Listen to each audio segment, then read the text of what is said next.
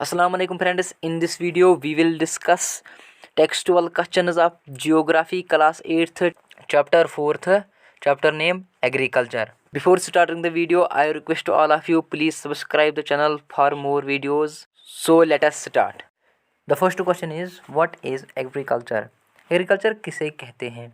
Agriculture is a primary activity that involves cultivation of crops, fruits, vegetables, flowers and rearing of livestock. ये एक primary activity है जिसमें हम बहुत सारी चीज़ों का कल्टीवेशन करते हैं, जैसे कि राइस कल्टीवेशन, फ्रूट कल्टीवेशन में आते हैं Apple cultivation. Now the second question is name the factors influencing agriculture. वो फैक्टर्स बताने हैं जिससे एग्रीकल्चर पर असर पड़ता है. Factors influencing agriculture include topography of soil and the climate. एक तो सॉइल कैसी है वहाँ पर और एक क्लाइमेट कैसा है. Now the third question is what is shifting cultivation? What are its disadvantages? Shifting cultivation किसे कहते हैं और इसके disadvantage क्या है? Shifting cultivation is the type of farming in which agriculture activities are shifted from one field to another when the fertility of soil of the farmer is diminished. जब किसी ज़मीन की प्लॉट की वो फर्टिलिटी कम होती है तो वो शिफ्ट करते हैं एक फील्ड से दूसरी फील्ड तक, उसको हम शिफ्टिंग कल्टीवेशन कहते हैं. अब इसके डिसएडवांटेजेस क्या है? जब हम शिफ्टिंग कल्टीवेशन करते हैं तो उससे डिफॉरेस्टेशन होगी और सॉइल इरोजन होगी. Now the fourth question is what is plantation agriculture. Plantation agriculture किसे कहते हैं? Plantation agriculture is a type of commercial farming where only one single crop like tea, coffee, sugar cane, cashew, rubber and cotton is grown. इसे plantation agriculture कहते हैं जहाँ पर only one single crop हम grow करें. The last question is name the fibre crop and name the climatic conditions is required for their growth. Fibre crops के नाम बताने और कौन सी क्लाइमेटिक कंडीशंस ग्रोथ के लिए रिक्वायर्ड होती है. Two major fibre crops are jute and the cotton. Jute grows well in alluvial soil and requires high temperature, heavy rainfall and a humid climate. Cotton grows well in black soil and high temperature, light rainfall is required. It means cotton grow होता है जहाँ पर alluvial soil होती है और जहाँ पर temperature high होता है और हैवी रेनफॉल होती है एंड जहाँ पर ह्यूमिड क्लाइमेट होता है. और कॉटन कहाँ पर ग्रो होता है? जहाँ पर ब्लैक सॉइल हो और हाई टेम्परेचर और रेनफॉल थोड़ी कम हो. Now the second section is tick the correct answer.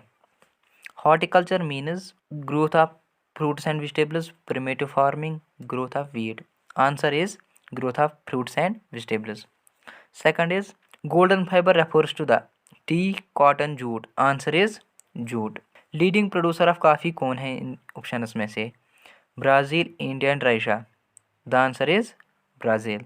Third section है, आपको रीजन्स बताने हैं. Give reasons. In India agriculture is primary activity. Agriculture primary activity है इंडिया में. रीज़न बताने हैं. It is a primary activity since it is directly involves natural resources. मतलब ये एक प्राइमरी एक्टिविटी इसलिए है ये डायरेक्टली नेचुरल रिसोर्स को इन्वॉल्व करते हैं. और दूसरा, 2/3 of the India's population depends upon agriculture. जो इंडिया की पॉपुलेशन है 2/3 वो डिपेंड करती है एग्रीकल्चर पर. दूसरा है give reasons different crops are grown in different regions. जो मुख्तलिफ किस्म के क्रॉप हैं वो मुख्तलिफ रीजनस में क्यों ग्रो होते हैं. इसका आंसर है वहाँ की डिफरेंट टॉपोग्राफी, डिफरेंट सॉइल और डिफरेंट क्लाइमेट होता है. इस डिफरेंट रीजन्स पे डिफरेंट क्रॉप्स ग्रो होते हैं. Next section is distinguish between the following. पहला है primary activities and secondary activities. Primary activities which involve direct extraction and the production of natural resources are called primary activities. मतलब जिनको हम direct extract करते हैं, produce करते हैं natural resources को, उनको हम प्राइमरी एक्टिविटीज़ कहते हैं. इसमें एग्जांपल्स है agriculture, fishing and the gathering. Secondary activities which are concerned with the processing of natural resources. मतलब जिनको हम नेचुरल रिसोर्स को पहले प्रोसेस करते हैं उन्हीं को सेकेंडरी एक्टिविटीज़ कहते हैं, are called secondary activities. Example manufacturing activities in industry, baking bread. Second is difference between subsistence farming, intensive farming. Subsistence farming uses low level of technology and household labor.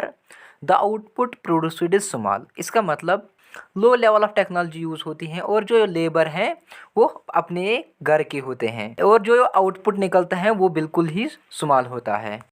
Intensive farming.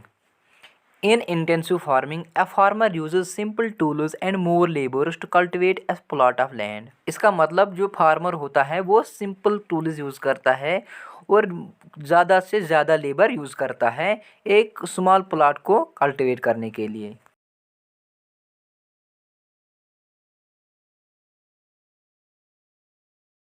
Thank you so much friends for watching the video. अगर आप सारे chapters के textual questions को देखना चाहते हो please आप playlist check करें तो वहाँ पर सब मिलेंगे। Thank you for watching.